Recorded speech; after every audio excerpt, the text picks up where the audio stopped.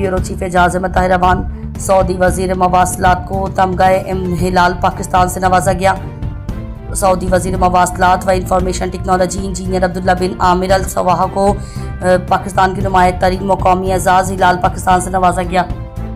रियाज में सफ़ीर पाकिस्तान अहमद फारूक ने हुकूमत पाकिस्तान की जानिब से तमगा हिलाल पाकिस्तान सऊदी वजीर मवासलात को पेश किया।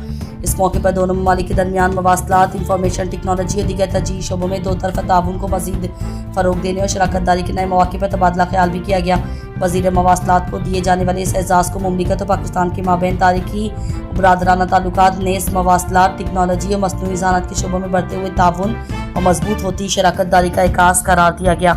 कराची का पानी बहरान, JI सड़कों पर जमात इस्लामी का एहतजाज। कराची में पानी के शदीद बहरान पर शहर भर में मुजाहरे, ट्रैफिक जाम।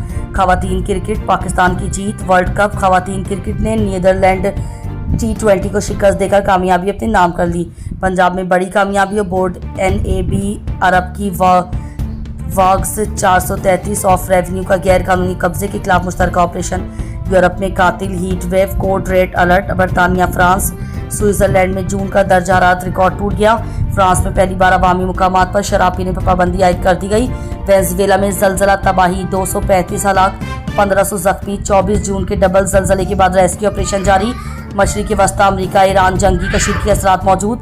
आबनाए हुर्मस कार्गो जहाज पर हमला, कशीदगी बढ़ी। फखर न्यूज़ ब्रेकिंग न्यूज़ की हेडलाइन। कराची रेंजर्स के ऑफिस पर दहशतगर्दों का हमला, ISPR का बयान सामने आ गया। तारीख व वक्त हफ्ता 27 जून 2026 रात तकरीबन 8:30 बजे कराची के गुलजानाबाद इलाके गुलिस्तान जौहर भिटाई विंग हेडक्वार्टर रेंजर्स का कंपाउंड दहशतगर्दों ने गाड़ी को बैरूनी रुकावट से टकराया, हैंड ग्रेनेड फेंके और इमारत में दाखिल हो गए।